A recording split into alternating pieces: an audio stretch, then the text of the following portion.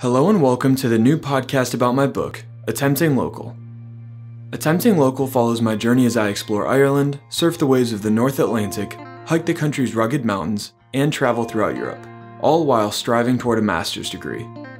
It's an extremely honest account of how tough it can be to leave everything behind and move abroad, though it simultaneously demonstrates the beauty of a life of solo travel. Episode number 8, Gap of Dunloe. Before we get started, I have to say a massive thank you to all my patrons. In the first month alone, you donated over $100 to the Attempting Local project. I'd like you to know that money is being spent on a proper podcasting microphone. Some people donate $20 a month, some donate $3, but every little bit helps me improve this show for all of us. This podcast can take 10 or more hours a week to produce, but I choose not to run ads so that you can better immerse yourself in the story. All I ask is, if you're passionate about this podcast, desire the information it provides, or just look forward to the fun listening experience that it offers, please go ahead and support it. Simply head to anchor.fm/Cullan-McNamara or visit patreon.com/CullanMac. If you didn't donate, it would be impossible to continue doing this ad-free. So thank you again. I greatly appreciate your continued support of the Attempting Local project. Thanks for the interruption and enjoy the show.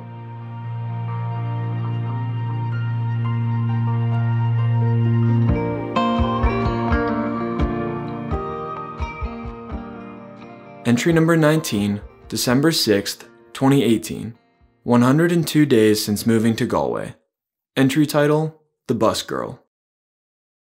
It's been a while since I've written in this physical journal. I've neglected the plan I came here with for some time. I've occasionally typed up journal entries, half-finished and half-hearted. But I failed at recording my thoughts and experiences thoroughly. It's been over 2 months since I've touched pen to paper, other than to take notes for classes. And to make my shortcomings all the more obvious, I've met a girl who writes. She's been published. She's keeping detailed notes of her experience here. She also came here with better intentions.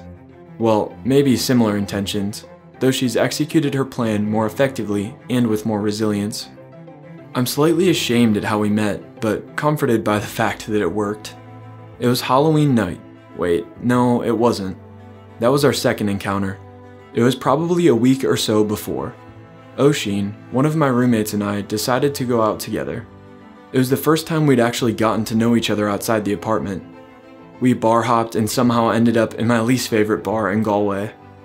I won't mention the name here for anonymity purposes. We got a high top table and chatted for some time. It was fantastic to actually have a conversation with the guy, hear about Donegal life in the north, discuss future plans and past experiences. The night would have ended well if that was its conclusion. Interestingly, that was not meant to be.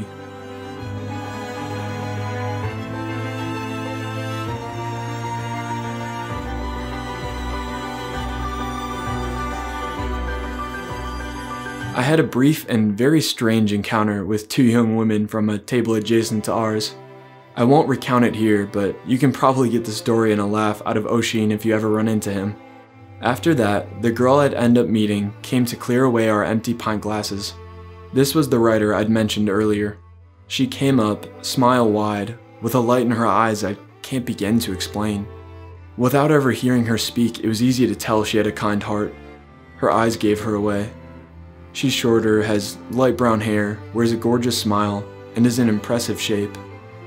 With a stunned look on my face, I said, "I'm sorry, I wouldn't normally do this, but you're beautiful." "Well, thank you, you're sweet," she responded, and her smile widened even more. "I swear I don't normally hit on bartenders," I began. "I'm not a bartender, I'm a bus girl at the moment." After realizing she had an American accent, I couldn't resist asking, "Do you have an Instagram or something?" "No, but I am on Facebook." "Can I get your name then?" I asked, pulling out my phone. "I wouldn't normally do this either, but you seem sweet." She grabbed my phone as she spoke. "If you can find me on there, maybe we'll talk." She made sure to emphasize the maybe. I did find her, and we've been on 3 dates since. 2 at the pub where the depth of our conversation shocked me, and 1 on a day trip to McNamara National Park. That one was hopelessly rained out. We ended up spending the whole day by the fire in a pub, socks and boots drying near the burning turf. The weather didn't dampen our spirits though, and we both got a bit tipsy before boarding the bus back to Galway City. She rested her head on my chest, and we held each other for the duration of the journey. We kissed for the first time, our lips meeting softly, if not somewhat tiredly. While it wasn't a perfect match, I was happy because it was her. I just didn't know why I felt that way. I have no clue how things will go with her. She's very independent, a true world traveler. Here not with the guidance of a university, but with her own ambition to see more and experience the world. She's already volunteered in South America and worked for some time in Europe. She's here now for a year on a working visa. According to her, she had to hand out over 50 resumes to get a job. She finally landed one at the nameless bar I despise.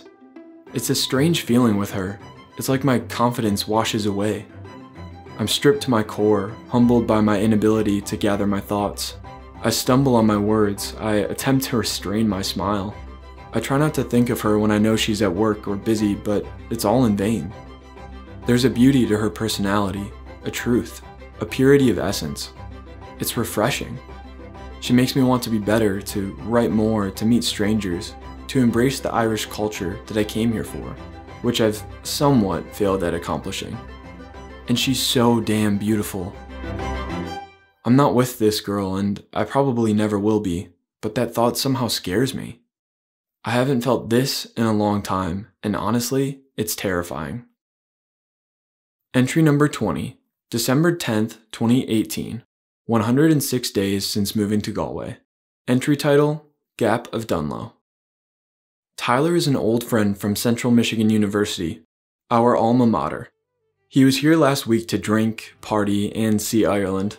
Well, we ticked each box, very successfully in the case of drinking. He loved the pub culture, thoroughly enjoying the chaos of the interior layouts. There are so many rooms, walls, and random human-sized cubbies. It's a wild experience. Every section holds a different essence, and there are multiple bars from which to order in each actual pub. I wanted to ensure Tyler saw more than just the interiors of pubs though. I figured a visit to the Gap of Dunloe in Killarney National Park would achieve that goal. I convinced Tyler of its beauty by showing him pictures of the trip my father and I took there in 2017. Here's my description of the Gap from the journal I kept during that excursion. Quote, "There was the small lake in the valley that led to the rocky river, and the mountains towered on either side, curling into the background.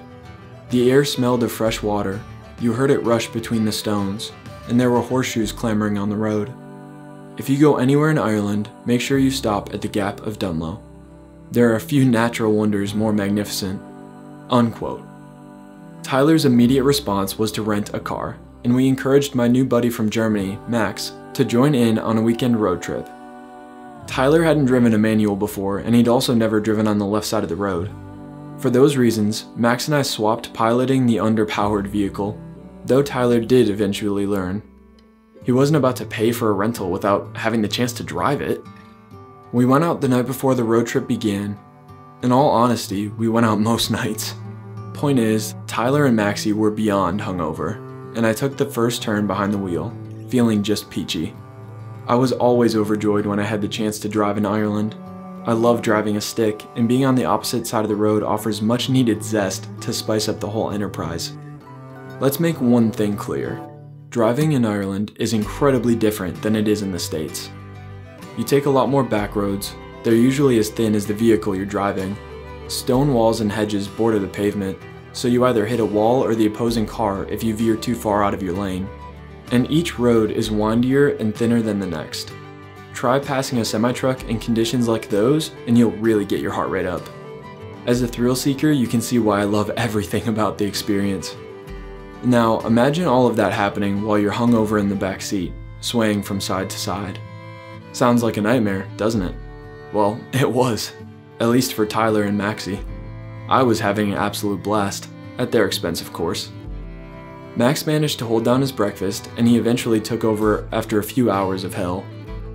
The drive was less exciting, but much more relaxing with Max behind the wheel.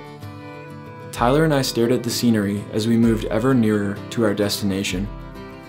We tried using a shortcut, which forced us to ferry our car across a large body of water. After a few hours though, we arrived at our home for the night, the town of Killarney. It rained for the duration of our stay, and we made a failed attempt at visiting the local pubs. The three of us ate outrageously overpriced Mexican food, then decided to call it a night. We fell asleep in a hostel wondering if the weather would improve the next day, wondering if we'd made a mistake taking the last-minute trip.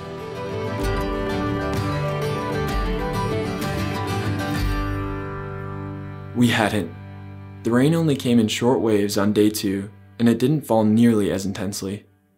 Our trio packed up, departed Neptune's hostel, and started off toward the first of 3 destinations, Torc Waterfall.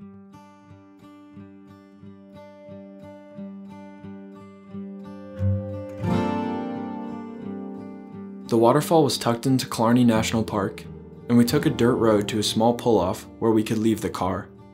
We hopped out of the vehicle and began the short hike to the falls.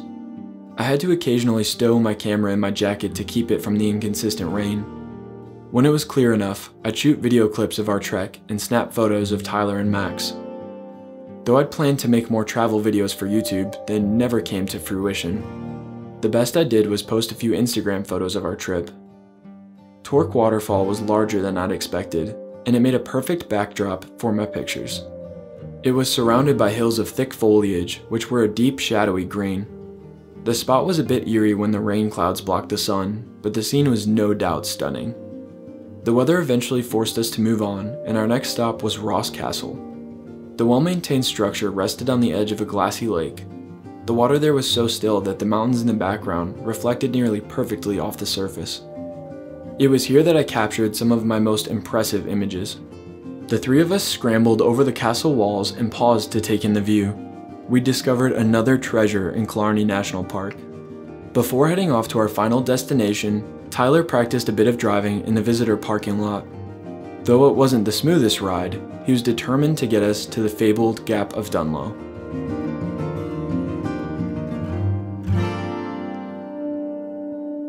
He accomplished the task. We left the car and followed the road to the gap on foot. The valley guided us, the surrounding mountains watched in silence. The river kept a soothing, constant flow. Deer peeked out from the brush, and goats munched on the endless vegetation. I paused to stay behind and let Tyler and Max go on ahead to the old bridge, the main viewing point for the Gap of Dunloe. I had a shot in mind. I'd capture their silhouettes on the bridge, the bright backlight of the sky providing a stark contrast. I set up and then snapped exactly what I'd envisioned. To this day, it's one of the most memorable stills I've brought back from Ireland. The rowdy time I spent with Tyler and Max prepped me for exam studies. It was hard seeing Tyler leave, but I was ready to get back to work. That's why I've gone hard the past 3 days for services marketing, which starts in an hour and a half. I feel beyond ready, provided she asks the questions I hope she does.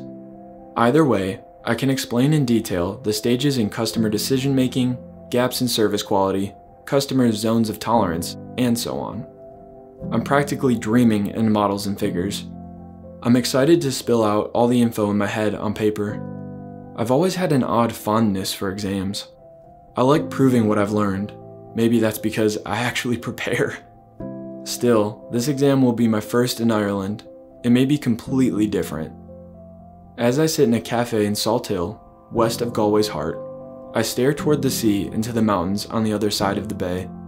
I'm humbled by the Earth's majesty, and at this moment, I know I shouldn't be worried about the test. I've worked hard all semester. I studied well. I feel content. Let's hope I feel the same post-exam.